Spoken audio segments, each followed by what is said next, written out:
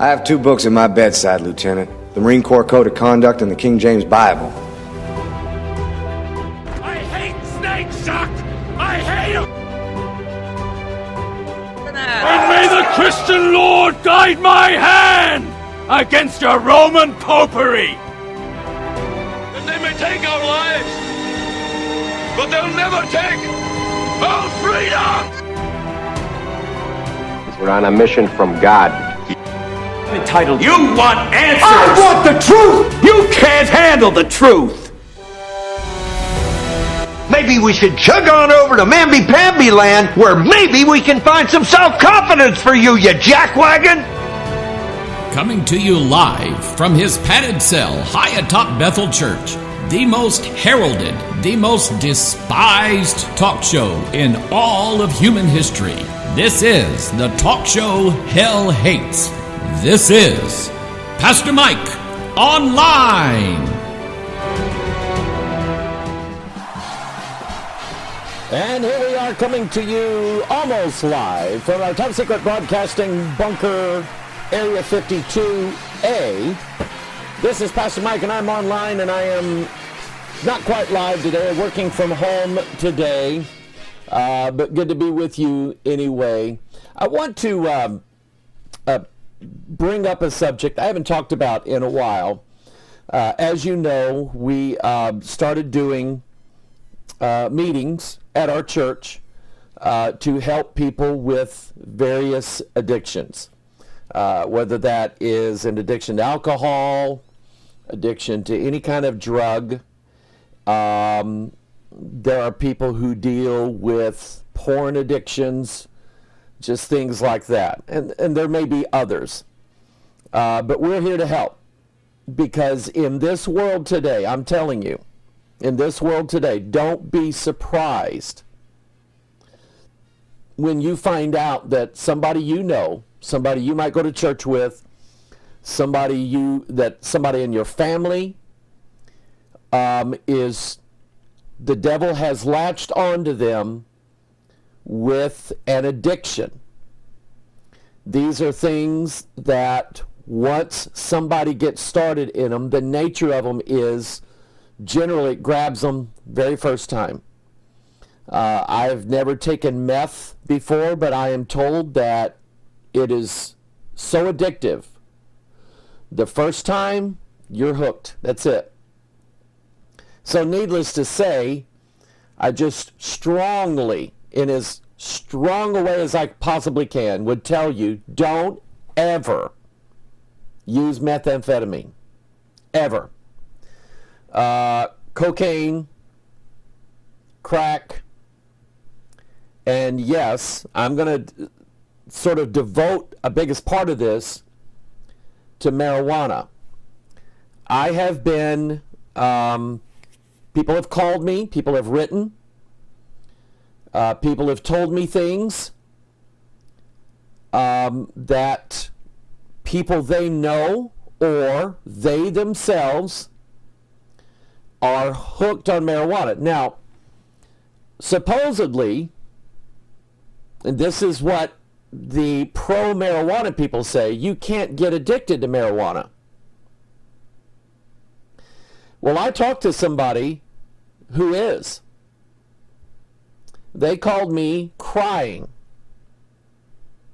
saying that they're addicted. They keep trying to get off, go right back to it. Keep trying, go right back to it. Now, believe it or not, there are people out there who try to convince everybody there's nothing wrong with marijuana.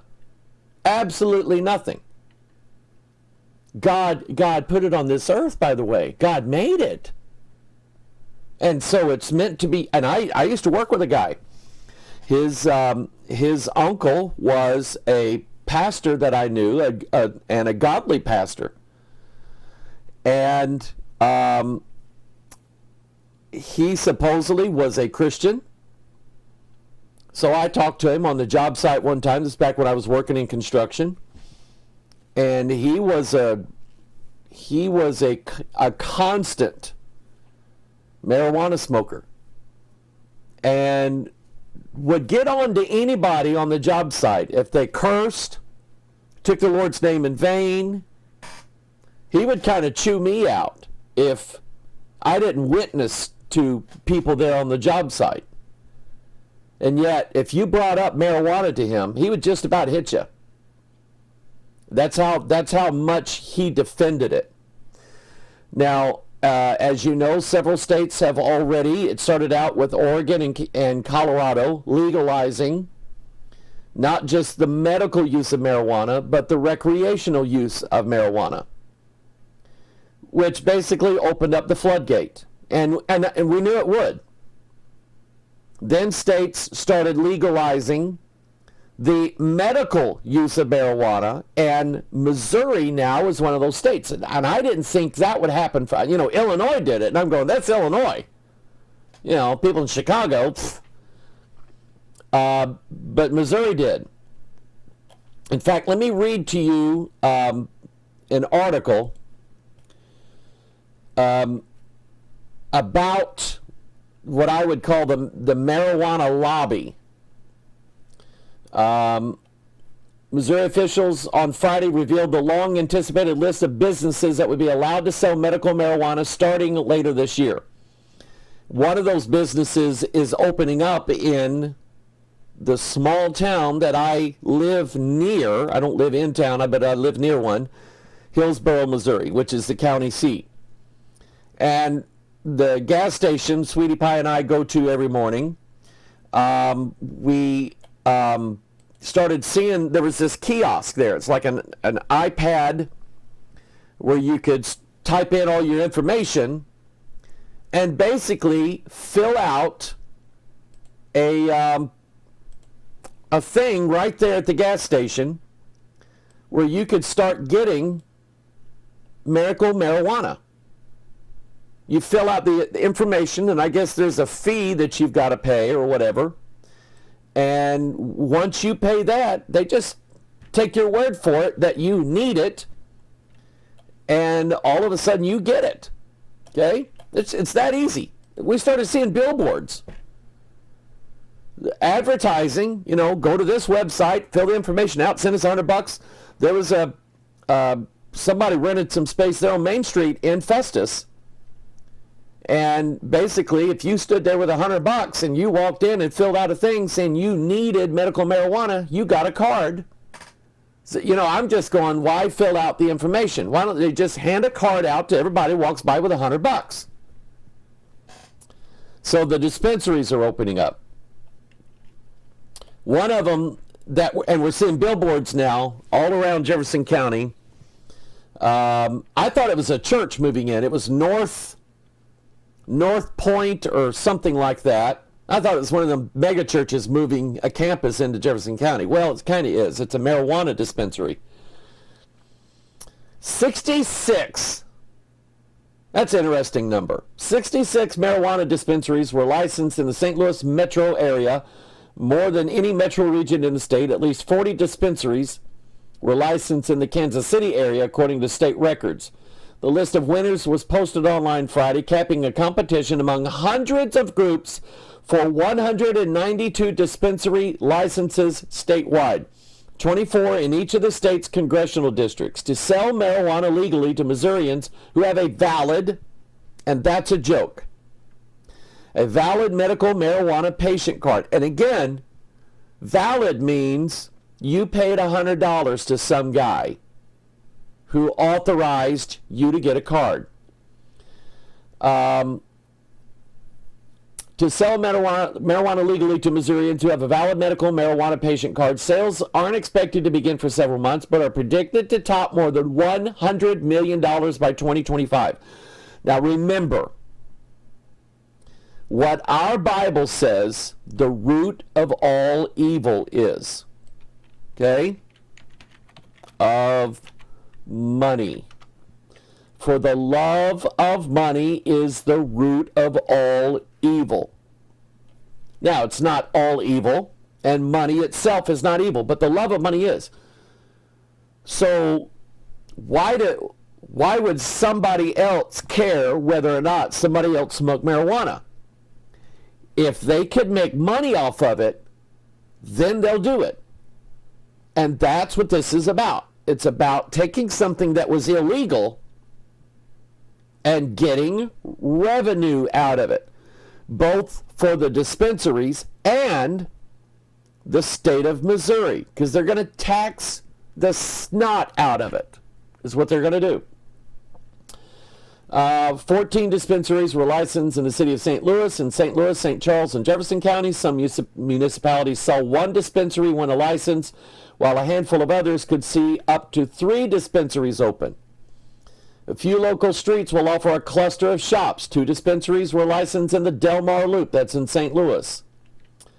Here it is. Zach Mangelsdorf, owner of North Medical Group. North.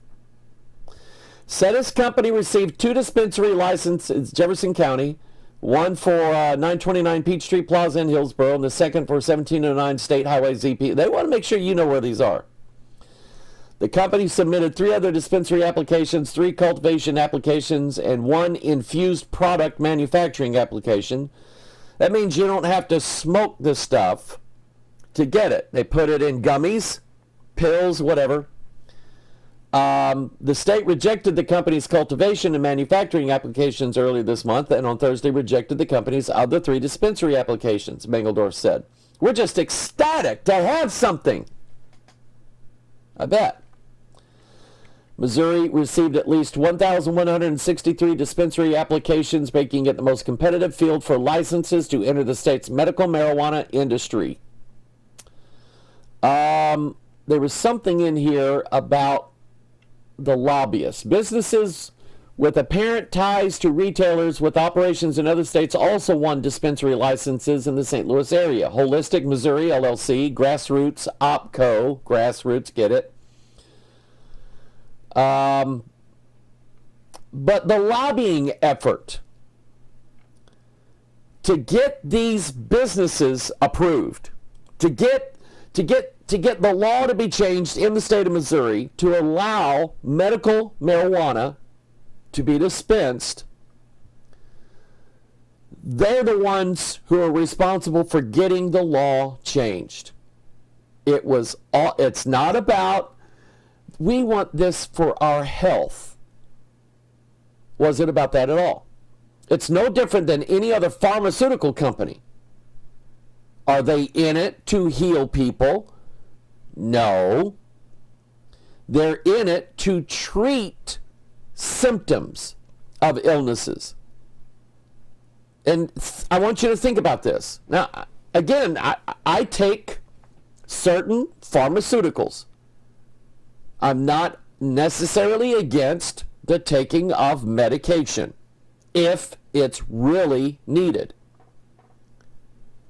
But I also know the flip side of that, how dangerous some of that stuff could be. And I want you to ask yourself the question, how many medicines are there out there that actually cure a disease? And how many medicines are there out there that treat symptoms of disease but don't cure them? Think about it. And the medications I take, some for high blood pressure, is there a cure for high blood pressure? If there was, they wouldn't sell it because they can make more money treating the symptoms of high blood pressure. I deal with neuropathy, the nerve pain and the nerve disorders that I have because of being electrocuted, the lower back pain and things like that. Have they worked on a medication for a cure for that? I don't know. But they have medications to treat the symptoms of it. Heart disease, cancer, things like that. They have medicines to treat symptoms, but not medicines to cure the diseases. I'm not sure that anybody right now in the medical industry is involved in actually curing any kind of disease. They are involved in treating the symptoms. And as you know, every good medicine has, in some cases, disastrous side effects. Now, the idea of marijuana, it's very, people are there. I know a lot of people who are taking CBD, which is an oil extract from the marijuana plant. It does not contain THC, the part that makes you high.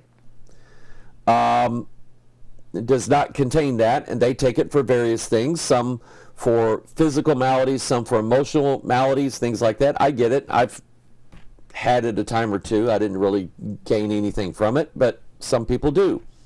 And I don't have a problem with that. And let me say this. If there was a really, really, really valid reason why someone used THC medically, remember this. The Bible tells us two reasons why we could drink alcohol. Actually, three. That's mentioned in two different places in the Bible. Paul told Timothy, use a little wine for thy stomach's sake and oft infirmities. And throughout history, alcohol is known as something that kills bacteria because of the alcohol in it. People used to make hot toddies when you had cold symptoms, things like that. Back before pharmaceutical companies and medicines that we now have, people used alcohol on a limited basis. And the Bible allows for that. And also, I think it's in the book of Proverbs, give wine and strong drink to him. I'll have to look that verse up, but it basically says it gives it to someone who is deeply depressed for depression. And I actually know somebody, a good Christian, who suffers from episodes of depression every now and then. I know what that's like. And he says, I don't trust pharmaceuticals. I don't know what they'll do to me, but I know what a little wine does. And so when he gets in those bouts of depression, he will take a little wine. When he's done with the depression, he puts it away. He has that ability. Not everybody has that ability. If you don't have that ability, stay away from it. Someone who's ready to die, we give morphine to cancer patients. And for that matter, when someone's going to undergo surgery, what do we do to them? We knock them out. We dope them up so bad that they can't breathe on their own. We have to breathe for them. And that's how they get through surgery. Okay? Nothing wrong with that at all. Nothing. In fact, it's inhumane to not do that for somebody. Okay? And I'm not one of these for emotional issues. I'm not somebody who says, well, if you take medicine, you just don't trust in God. You have devils. I don't necessarily believe that's always the case. So I can't say 100% that a use of anything like THC or whatever for certain limited issues, just like the Bible allows wine and strong drink. But all of those people that were lined up were just, you could basically give any reason in the world to get a medical marijuana card in the state of Missouri, and you'll get one. So let's talk about the abuse of marijuana, cocaine. My wife used to work for an oral surgeon as a nurse. They kept cocaine in a locker. I think she said they used it for nosebleeds or something. I don't know, but they kept it in there. It had a medicinal use for it. The doctor had a license for it. One of the nurses kept stealing it, so she got fired. So with a lot of these things, there are legitimate medical uses for them. And I'm not talking about that. I'm talking about the abuse of it. And somebody called me the other day saying that they can't stop. So I gave her some recommendations. So let's look at, I did this several years ago and I haven't talked about it much since then. Where does the phrase stoned come from? Colloquial and slang expressions meaning intoxicated. Many such slang terms originally meant damaged, badly affected. It's true, stoned is more often used nowadays for intoxicated by cannabis, but it too was first used of alcohol, originally in compounds such as stone drunk, stone cold. The term may relate to stoning as a method of execution, but anyway, to be stoned, basically, it has to do with when someone's high, they get stone-faced.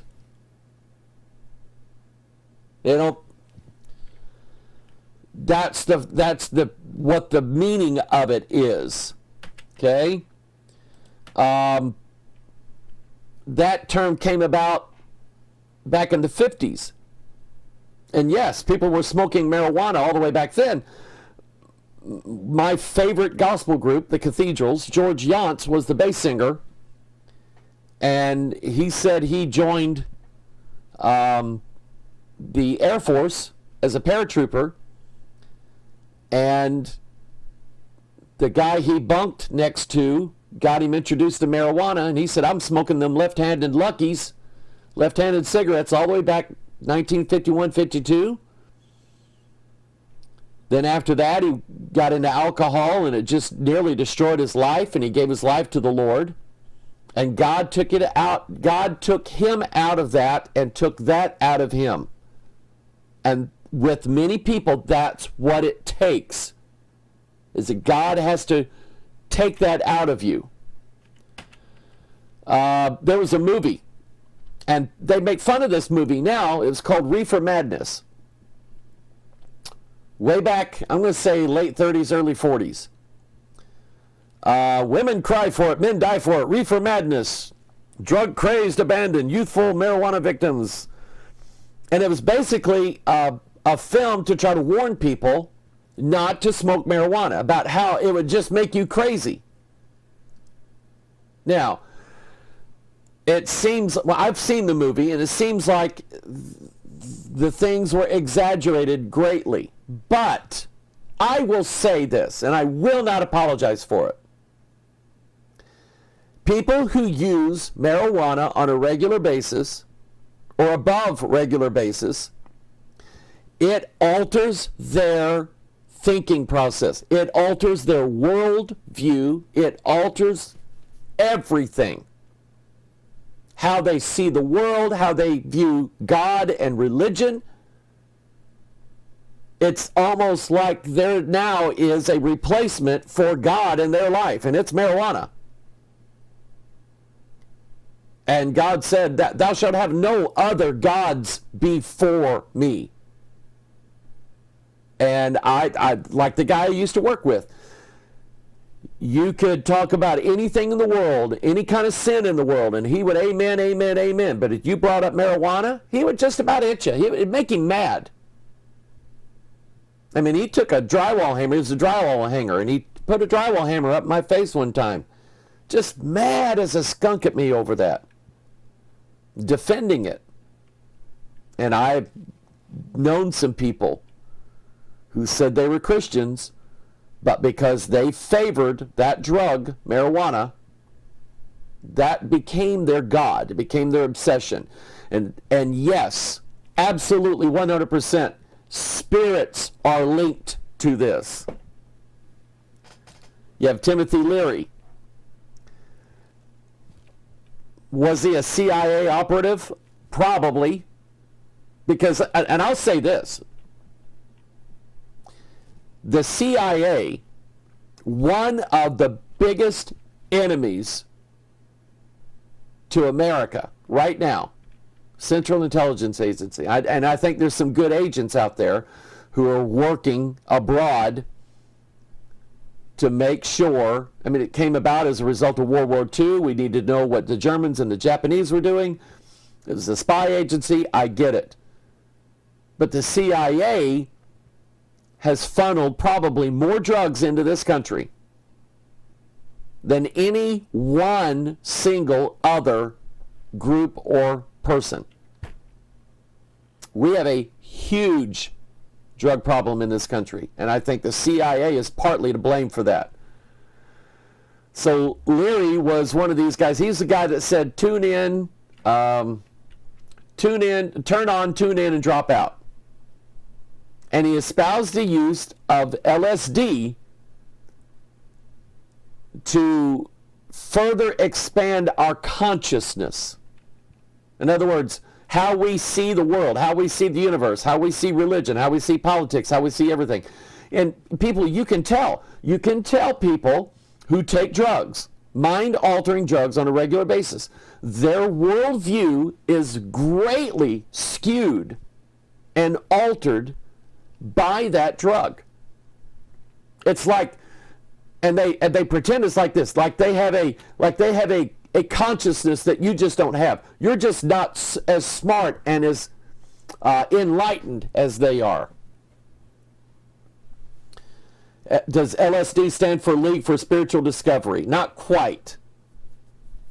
But that's essentially what this is about. There are drugs called entheogens, and I'll explain that in a little bit, what that means. But the word theo in there tells you something. Theos is the word for God, Greek word for God. This is from Wikipedia. World religion scholar Houston Smith was, quote, turned on by Leary after being introduced to him by Aldous Huxley, who wrote The Brave New World in the early 60s. The experience was interpreted as a deeply religious one by Smith. Are you catching this? And is described in detailed religious terms in Smith's later work, Cleansing of the Doors of Perception. I want you to think of the doors. Smith asked Leary, to paraphrase, whether he knew the power and danger of what he was conducting research with. In Mother Jones Magazine, 1997, Smith commented, he said, "First I have to say that during the 3 years I was involved with that Harvard study, LSD was not only legal but respectable. Before Timothy Leary, went on his unfortunate careening course, it was a legitimate research project, though I did find evidence that when recounted, the experiences of the Harvard group and of those mystics were impossible to tell apart." And he's talking about those who were taking LSD and those who were into mysticism or shamanism or connecting with familiar spirits. And what he's saying is, the people who were taking LSD and the people who were meditating to contact familiar spirits, you couldn't tell them apart. And from a New Age standpoint, they will tell you there's two ways to get in contact with spirits. One is through the altering of your mind through meditation. The other is the quick version. Take drugs. Because what it does is there is a door in your mind called sobriety, being sober. Think about verses in the Bible where that word is. My mind is, I taught this on a Prophecy Club tour years ago, dealing with the Da Vinci Code, and I was talking about the cup of devils. And I said it makes you drunk. And the guy that ran the Prophecy Club, Stan Johnson, said, yeah, me and my wife were talking, and he said, obviously, you've never been drunk in the spirit. And I went, you're obviously right. And he wanted to impart that to me, and I said, no way. No way. Entheogen. An entheogen is a drug, LSD, ayahuasca, different variants of that literally connect you to a God. Now, some people will say it connects you to God, the mighty God, the everlasting Father. No. That's not the way to do it. You cannot reach God drunk. And whether you call it stoned, high, enlightened, it's still drunk. It is a form of drunkenness. It is the wall of sobriety in your brain.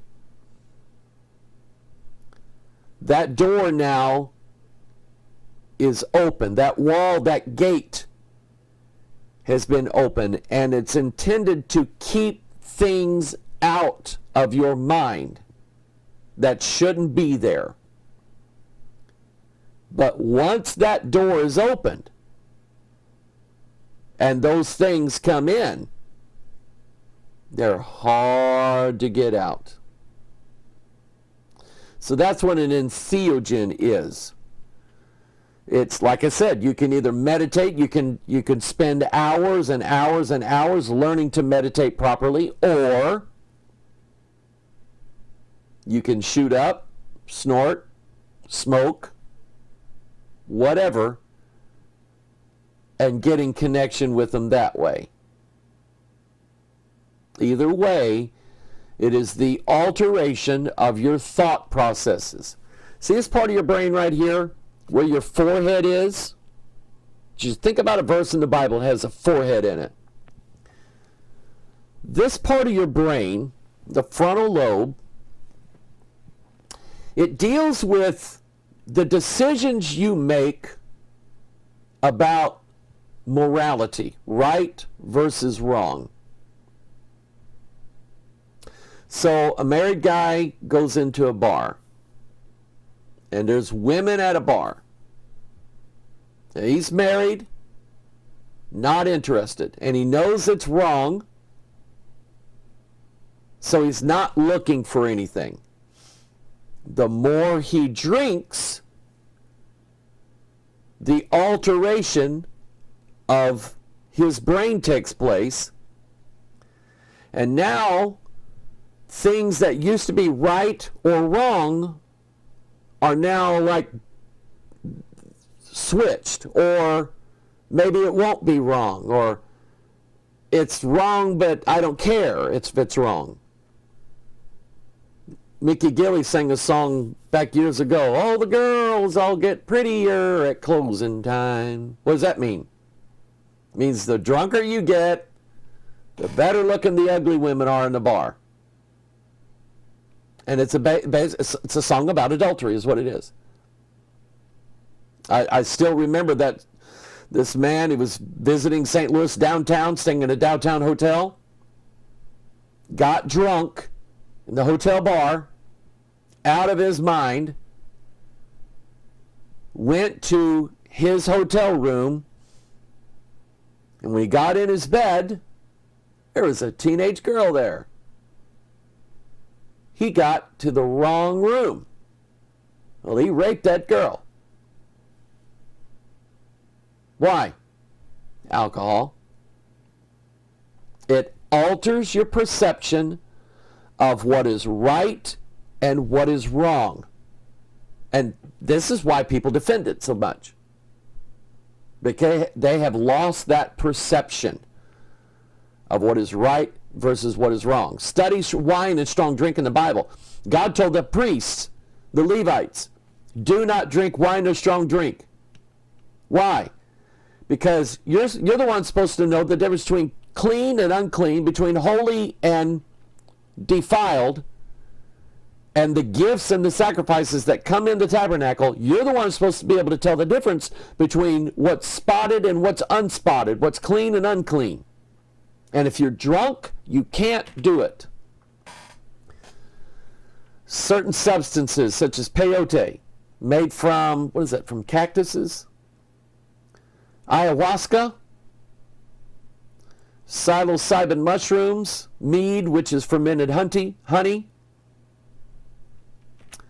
Ayahuasca now is there are ayahuasca retreats you can go to in South America. You can get a flight, go to this retreat, and they will load you up with ayahuasca. If you've never done it before, they take you down there, and I guarantee you're going to vomit the first time you do it. But and there's a whole book on this I read. Let's see if I can find it. Yeah, The Cosmic Serpent. by Jeremy Narby. And if you look this guy up on YouTube, look up Jeremy Narby on YouTube and watch his videos. That guy, now this may be his personality, but I doubt it. This guy has been stoned so many times, it's like he stays stoned. Okay, and I'll tell you more about that book in a little bit. Ayahuasca, which is a vine, and it looks like what? Looks like DNA, looks like serpents.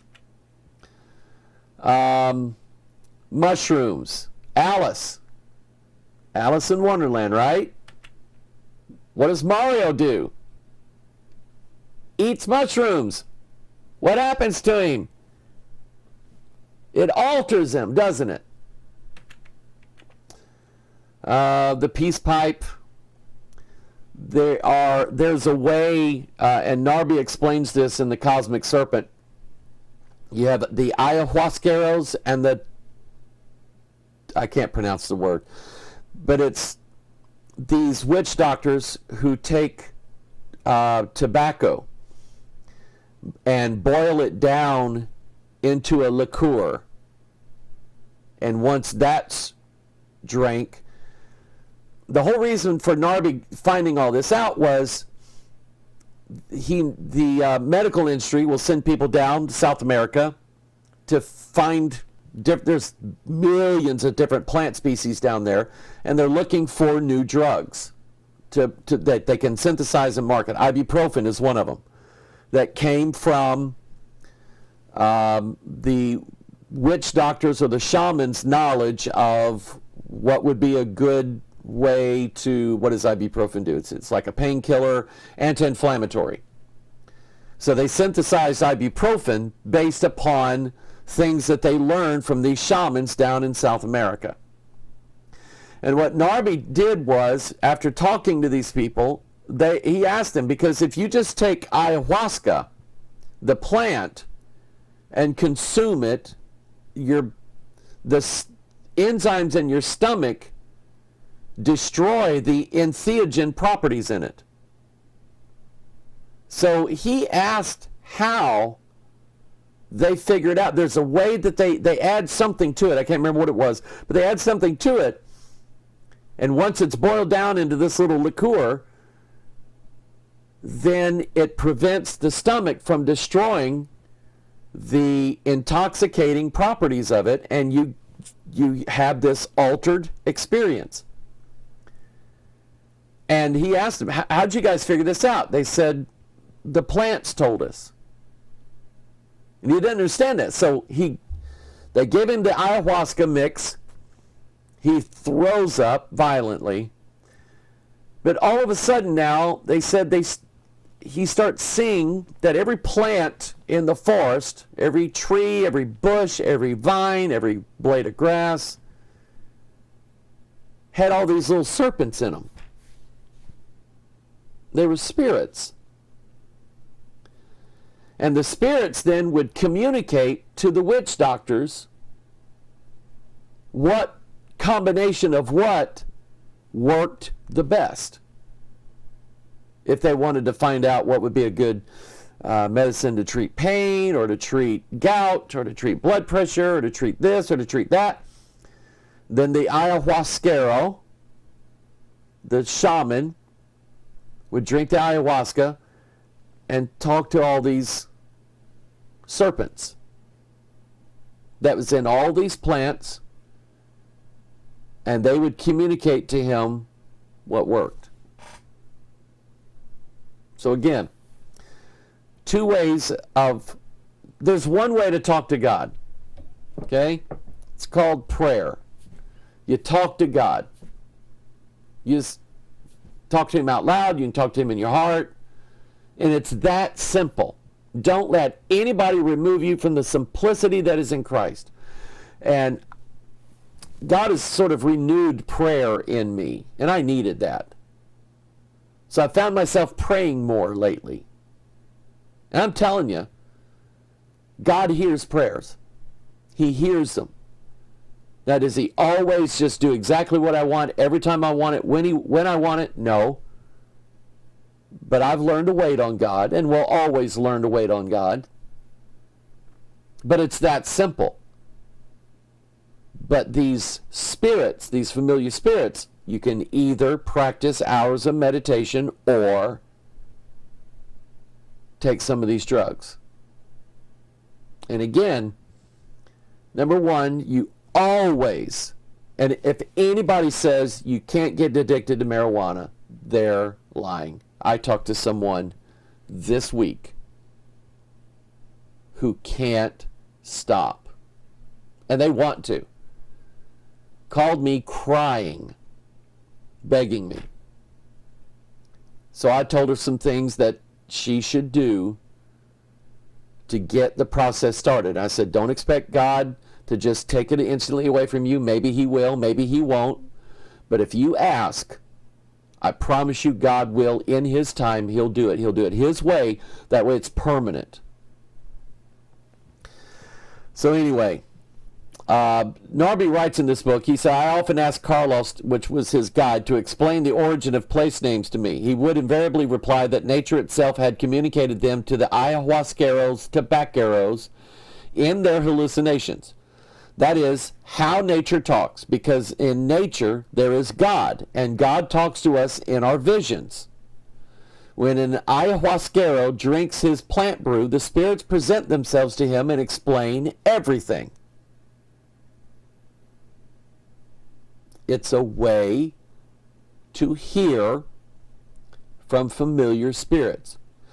So he says later on, according to the shamans of the entire world, one establishes communication with spirits via music. For the ayahuasqueros, it is almost inconceivable to enter the world of spirits and remain silent. Angelica Gebhardt-Sayer discusses the, quote, visual music projected by the spirits in front of the shaman's eyes. It is made up of three-dimensional images that coalesce into sound and that the shaman imitates by emitting corresponding melodies. And remember, Satan, Lucifer, had tabrets and pipes built into him, into his physical body. He had those built into him. Satan's a musician, very gifted one. Knowing, how did they communicate with the aliens in Close Encounters of the Third Kind? Do, do, do, do, do.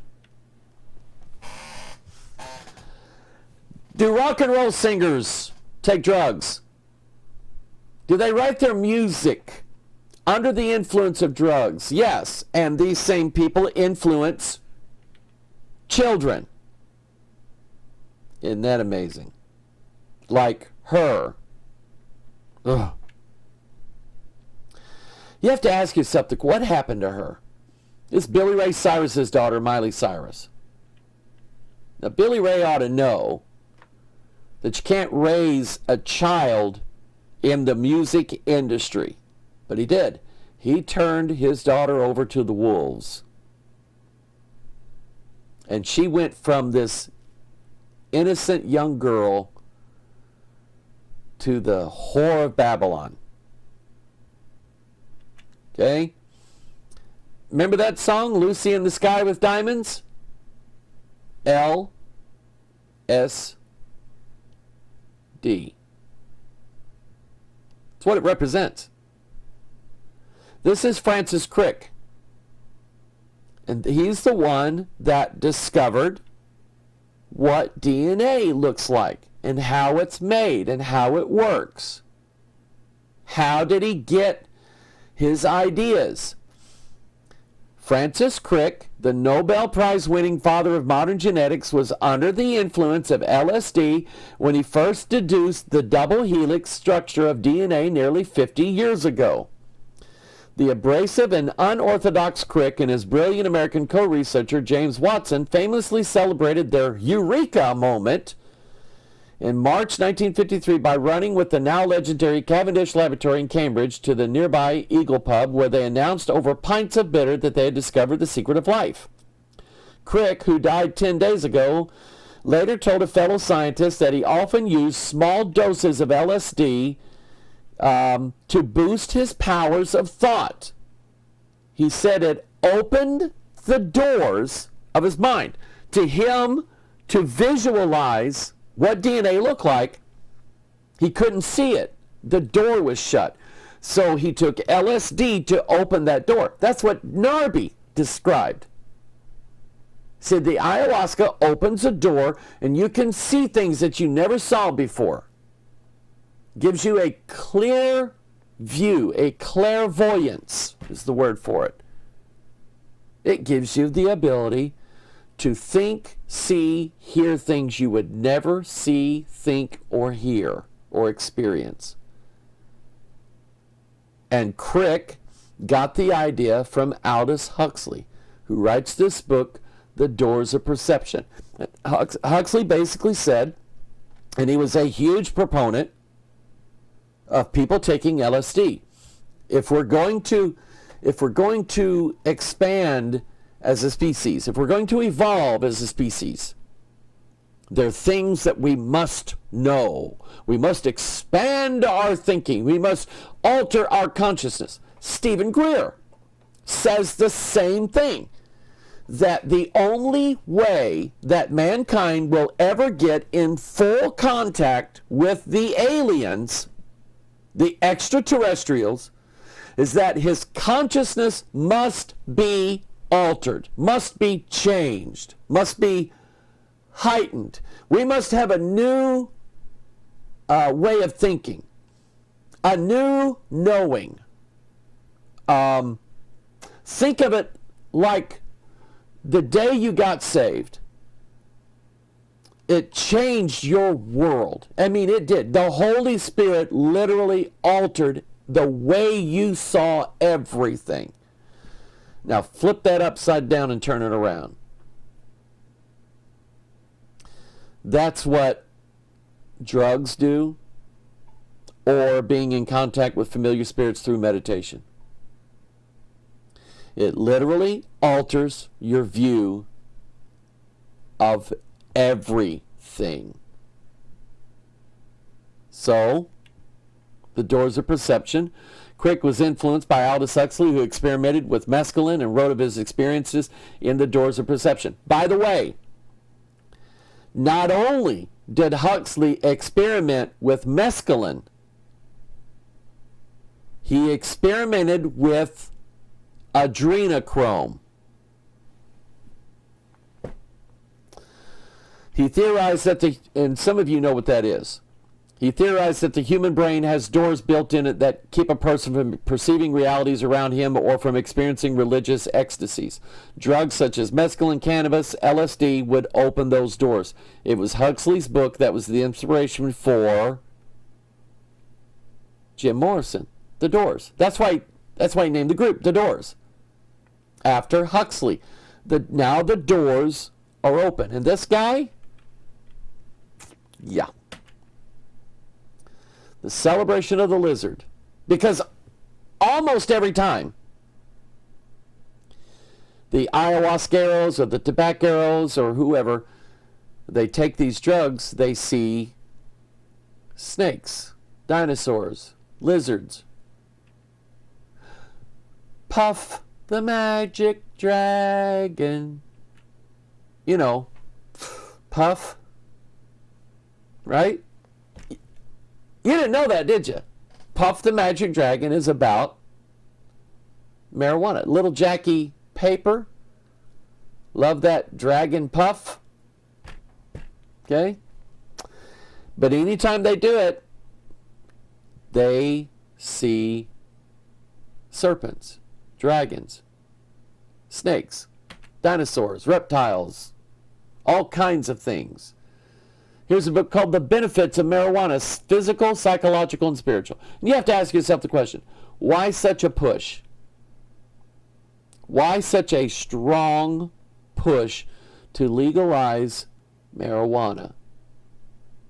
I guarantee you, anything that the devil needs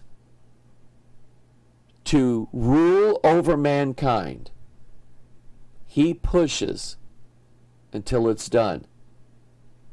And that just, again, there might be some limited, very limited uses of THC. But it's just like with alcohol. The harm, in most cases, greatly outweighs the benefits. If it was a drug on the market released by a pharmaceutical company, almost without fail, they would pull it off the market because of the effects that it has on people.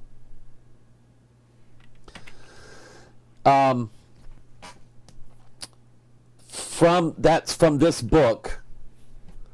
When the system is hyper-aroused, as in today's lifestyle, marijuana calms. The significance of this fact cannot be ignored. It explains the increased creativity reported as a part of the marijuana experience, because when both sides of the brain processes are heightened, both types of brain activity are greater. The left brain notices more while the right brain receives more. This is the unification of logic and intuition. The term expansion of consciousness is explained physiologically as, quote, a shifting of brain emphasis from one-sidedness to balance. Marijuana ingestion has been shown to change the worried state by producing alpha waves experienced as well-being. Now, let me explain this. In fact, I have a picture of your brain. And I've taught this before.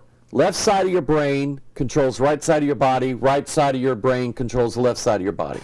But the left side of your brain has a different function than the right side. The left side deals with logic, things that are in categories, things that are black and white, on and off, math, science, analyzing things, strategy, control, language, understanding language. When you read the Bible, your left brain is decoding the symbols on the page into letters.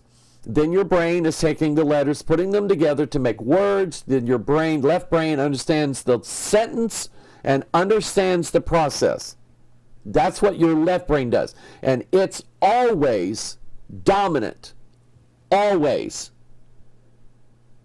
Now, the right brain is the creative side. It draws pictures, it understands poetry, even though some poetry you just go, I don't get that.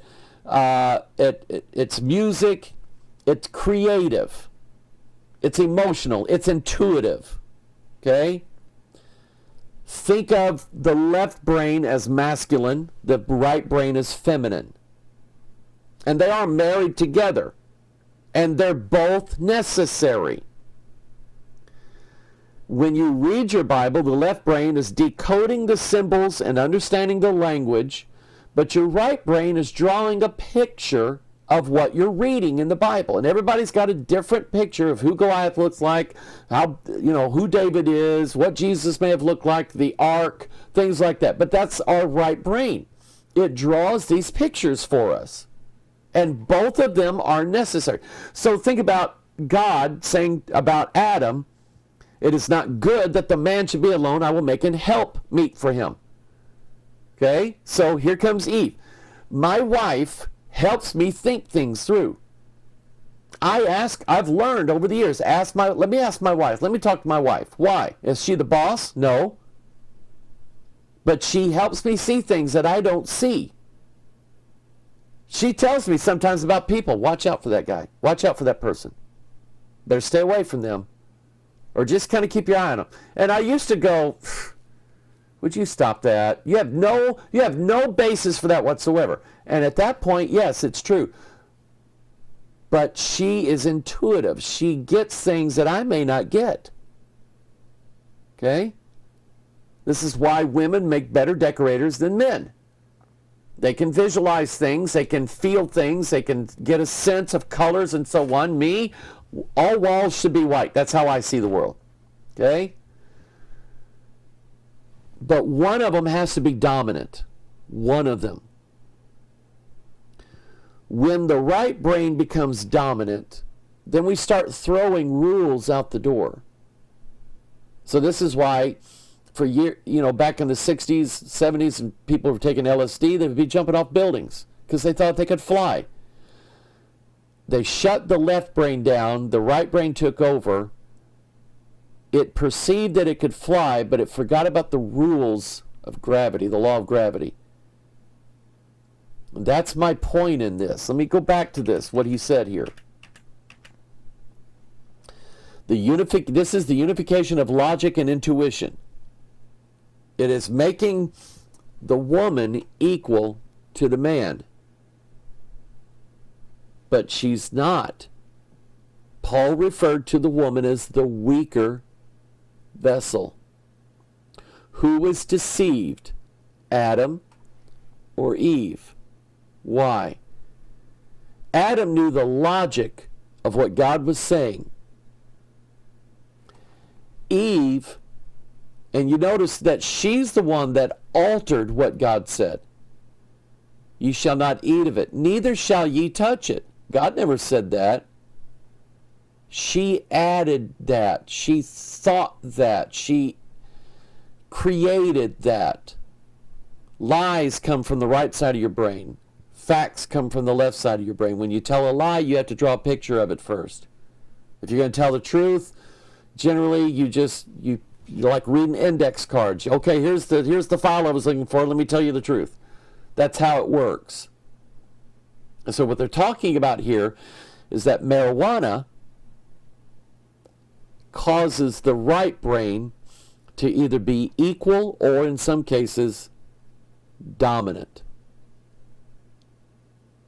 To where everything that you thought was right and true, now the right brain has told you a new way.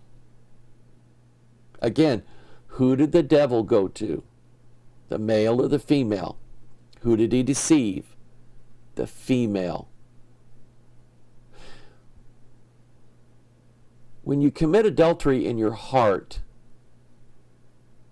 how does that work? See, the left brain is telling you that's wrong. But the right brain has already made a movie of that. See how that works? So again, do we need our right brain? Yeah, absolutely we need it. But that part is to be submissive. See, this is where the imaginations are. And what does the Bible say about the imagination? Do what they did to Jezebel.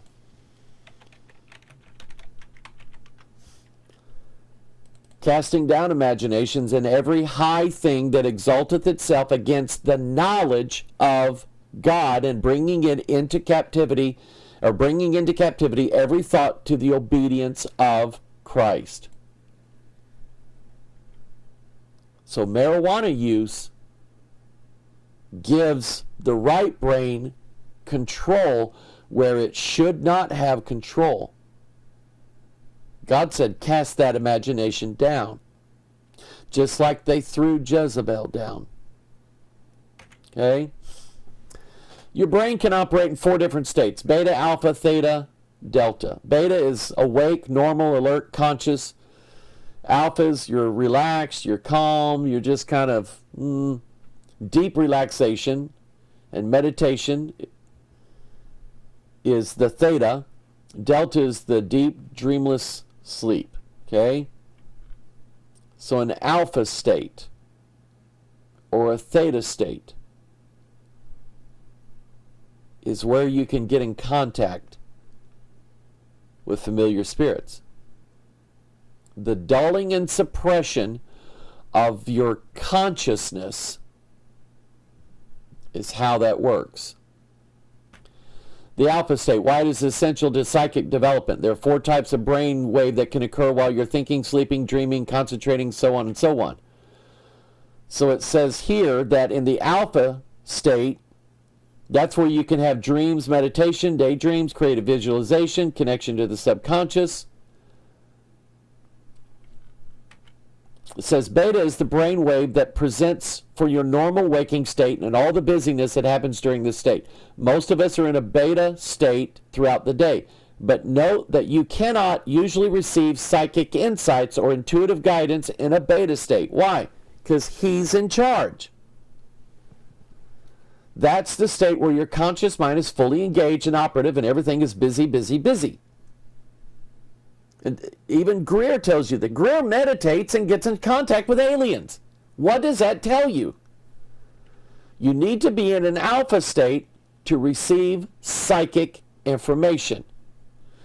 Before I begin a reading, I always take myself down to an alpha state through meditation and visualization. I obviously don't call it putting myself in an alpha state, but if I remain in beta, with my conscious mind engaged, I can't read for someone. Quite simply, I can't connect with someone's spirit guides in that state. If I tried, I wouldn't get any information.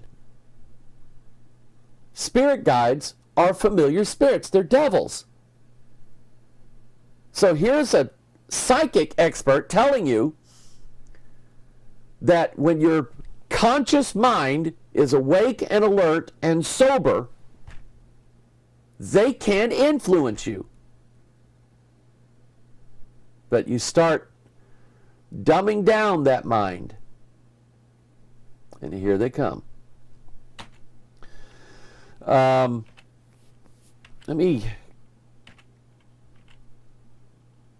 Genesis 3, we talked about that. He said unto the woman, yea, hath God said. He didn't say it to the man. Some research has been done associated with the activities and benefits of other brainwave frequencies such as super, beta, gamma, etc. The lower your brainwave, CPS, the more is your awareness turned toward your subjective experience, toward your inner world, and the more effectively you are able to use the power of your mind to create changes in your body. That's a lie, by the way. With each lower state, you become more fully aligned with the source of power within you, with your unconscious, if you prefer, with that part of you that is greater than you, your body. Generally, in beta state, your attention is focused outward. In alpha, it begins to turn inward, and in theta and delta, it goes further and further inward. The deeper you go, the more effective are you able to enter your subconscious. You can imagine that at the borderline between beta and alpha states is a doorway to your subconscious mind, and the doorway consists of what is hypnosis referred to as your critical faculty. Basically put, the lower your brain waves, the better your chances of being in contact with a familiar spirit. So how does ayahuasca or LSD or mescaline or peyote or marijuana or any of the, how do they work? They subdue the left side of your brain, the logic, the control, the things that we know to be right and or wrong.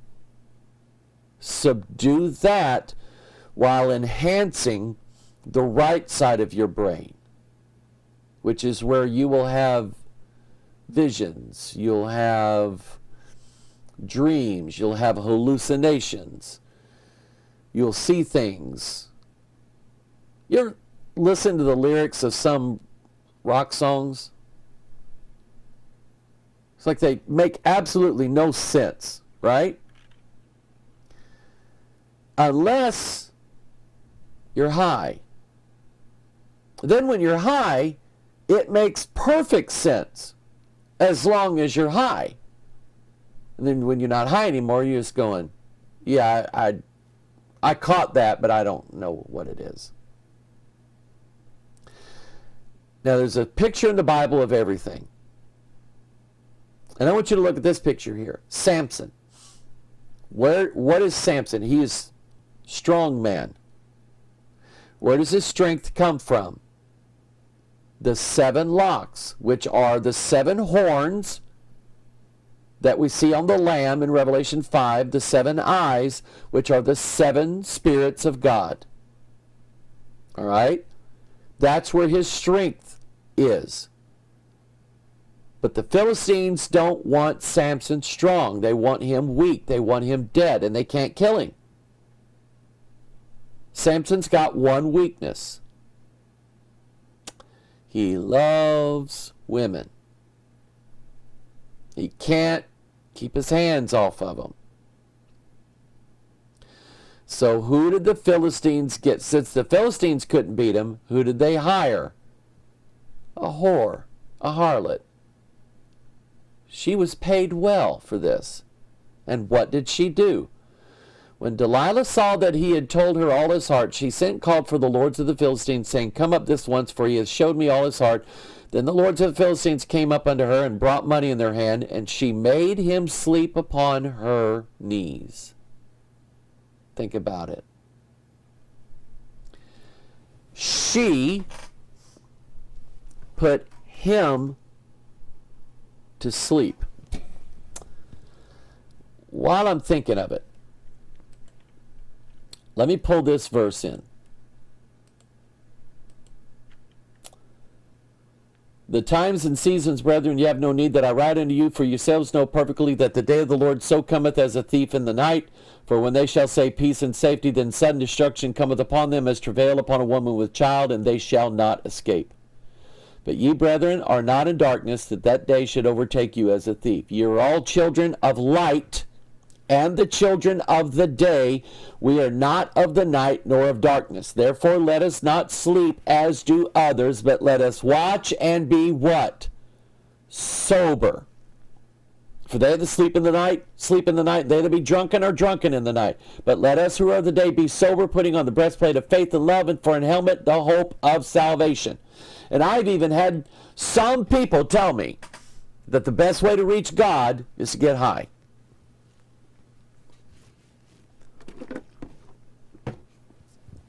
She made him sleep upon her knees, and she called for a man. She caused him to shave off the 7 locks of his head, and she began to afflict him, and his strength went from him. So it's no wonder that somebody called me, and she was in tears. And she said, I want to quit. I can't. I have no strength, no power against it. Okay, so yeah, you can get addicted to marijuana. It's just like anything else. Even if you don't have withdrawals from it. Because you've developed a practice of being so used to going to that every time a problem happens. Well, how many problems is the devil going to create for you? As many as it takes to get you to run back to your slave master, which is whatever your addiction is. It's a slave master. Keeps you in bondage. So the picture here is exactly Delilah, Babylon, the whore, who makes people drunk. She puts Mr. Logic to sleep. Now she's in charge. And it's cut the power of God right out of churches, right out of this country, right out of people's lives. Here's how I explain this. If you look at these two pictures here, both of them contain vegetation. Can you tell the difference between the one that was planted by man and the one that was planted by nature? Can you tell the difference? Of course you can. What's the difference? When man plants it, it's all in straight rows. Why? Because there's a logical reason behind it. The farm implements have to be able to get in between the plants. You don't want the wheels crushing it. You don't want people walking on it. Whereas nature just throws stuff everywhere. Chaos, confusion, disorder. What is the shadow of death? Job described it. I think it's in Job chapter 10.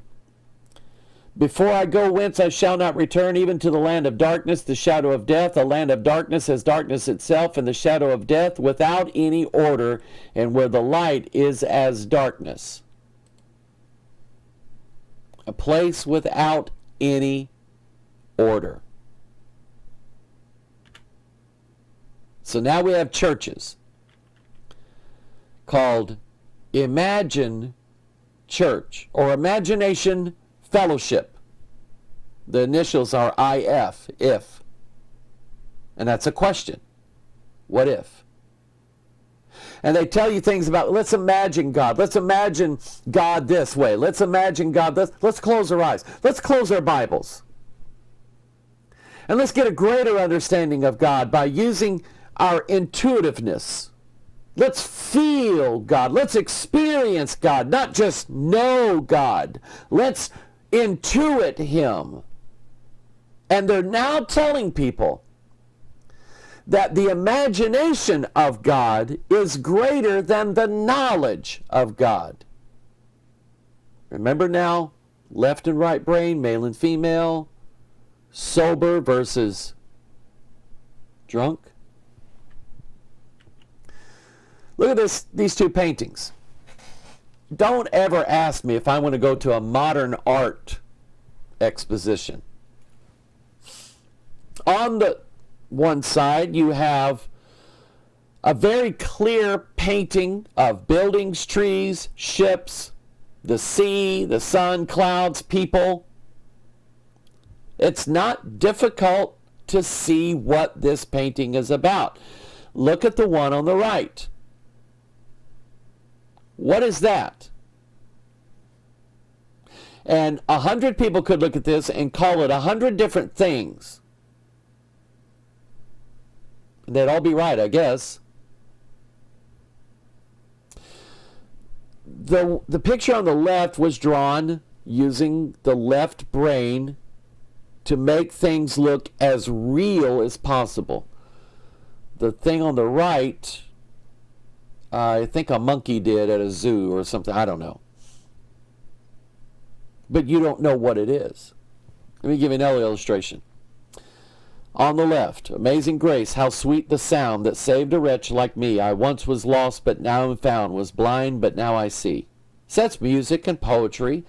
The right brain helps us hear the music, understand the poetry of it, but it also makes sense. I once was lost, but now am found, was blind, but now I see. See, that makes sense. Now look at the words on the right side. Man, you been a naughty boy. You let your face grow long. I am the Eggman. They are the Eggmen. I am the walrus. Goo, goo, goo, jube. What does it mean? Well, that was written by the Beatles. Probably when they were experimenting with LSD. You have no idea what that means. And that's the point of it. It's not static. It doesn't have a definition. It doesn't have defined lines. You can't understand what that is. And that's the point of it. It has to do with the imagination. Cannabis spirituality. There's a whole religion. There's a whole religion built around marijuana smoking. Rastafarianism. And I don't get it, but I know a little bit about it. It's based upon the idea that Emperor Selassie of Ethiopia is Jesus Christ returned. The Lion of Judah. Okay? Bob Marley was a Rastafarian. Okay? And they basically say the way that they must, and the only way they can practice their religion, is to smoke marijuana. And the guys grow their... You know how you get dreadlocks, don't you? You don't comb your hair. And when you don't comb your hair, it automatically starts weaving itself in these locks.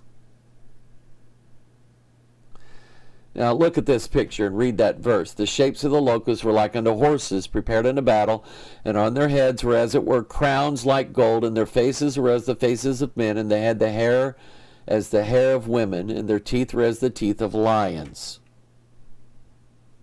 And they call Emperor Selassie the Lion of Judah. Entheogen. The way to see, to know, to experience God is by getting high. Here's an article called Cannabis and the Pineal Gland. Turn on the third eye. The pineal gland, or the seat of the soul, as described by René Descartes, as the focal point of our spiritual guiding system, which makes us go beyond the five senses of rationality and become multisensory. Now let me stop right here. Wrong. Wrong. The pineal gland does one thing. It either causes the release of melatonin or it stops the release of melatonin. Melatonin is what puts us to sleep at night. The pineal gland perceives, it is sort of like an eye, and it perceives that daytime is turned to dark, and once the light goes out, body starts releasing melatonin. In the morning, when the sunlight comes up, because our eyelids are thin, we can see that. The pineal gland perceives that it's daylight, and it stops the release of melatonin, and we start waking up. And there's all kinds of stuff in the New Age about the pineal gland being where the soul is. And somebody shared this with me. There's a thing going around the internet now. The real reason why the COVID thing is out there, the real reason why the COVID disease is out there is so they've, and I've got one of these in a drawer here somewhere. You know those things they point at your head to tell your temperature? They're spreading this rumor now that they're using those to zap our pineal glands so we can't be aware of the evil plans of the New World Order.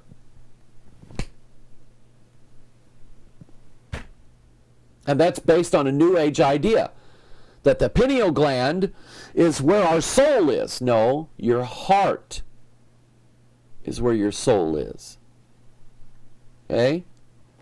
For with the heart man believeth unto righteousness, not the pineal gland. So, when they talk about activating the pineal gland, remember, what does activating the pineal gland do? Causes you to go to sleep, like Delilah did. And marijuana does that. The serpent said, For God doth know that in the day ye eat thereof, then your eyes shall be opened, and ye shall be as gods, knowing good and evil. What was he describing to her? Now, we don't know what that fruit was. But looking at it from this point of view, it's almost like Satan was introducing some sort of entheogen to Adam and Eve. That once you eat this or partake of this or ingest this, then you will know what the gods know. Your consciousness is going to be raised. You're going to have a new way of thinking. Peter said, Gird up the loins of your mind and be sober, and hope to the end for the grace that is to be brought unto you at the revelation of Jesus Christ.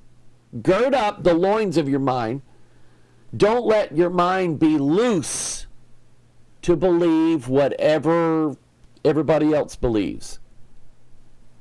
And don't be drunk, either physically or spiritually. He said, don't do it. Romans 12, For I say through the grace given unto me to every man that is among you not to think of himself more highly than he ought to think, but to think soberly, according as God hath dealt to every man the measure of faith. 1 Thessalonians 5, Therefore let us not sleep as do others, but let us watch and be sober. 1 Thessalonians 5, But let us who are of the day be sober, putting on the breastplate of faith and love, and for the helmet the hope of salvation. Yes, this is a salvation issue. Now, to those like the person who called me, who, yeah, you can get addicted to alcohol, you can get addicted to marijuana, you can get anything like that. Am I saying that if you do that, there's no chance you can go to heaven? No. I watched people all my life, people that I knew, and I watched them struggle against their sins. And I know in some cases, we had a man in our church, when God dealt with him just about cigarettes, he walked away from them, turned them over to God, walked away from them. Not everybody can do that. So sometimes God does. Yes, he just removes it and you don't do it anymore. But to those who don't do drugs, alcohol, anything like that, don't look down at others who still struggle with it.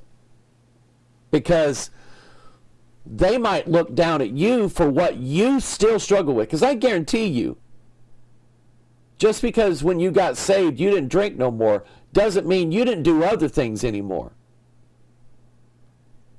So let me say this.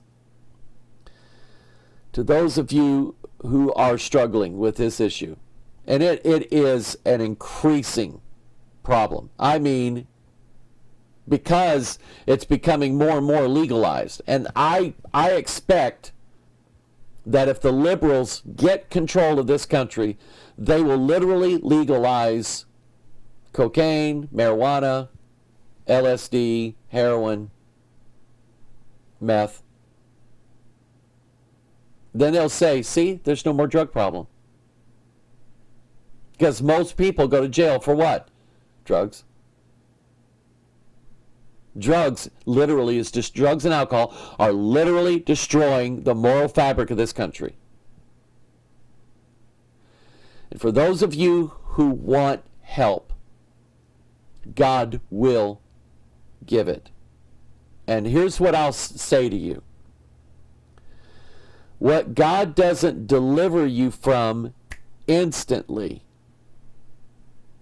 He will eventually deliver you from it. And He will always give you grace while He works in you. Oh, good. Does that mean now that I can smoke all the marijuana I want to and just wait for God to show up? No. Because the people that I talk to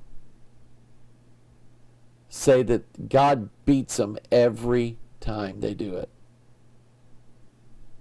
Again, that's God's remedy for our sin, is a good beating. And that's why they don't want to do it anymore. Prayer, Bible reading, calling upon God, asking God for help. There are some other things, like with our addictions Bible study. There's a reason why we do this.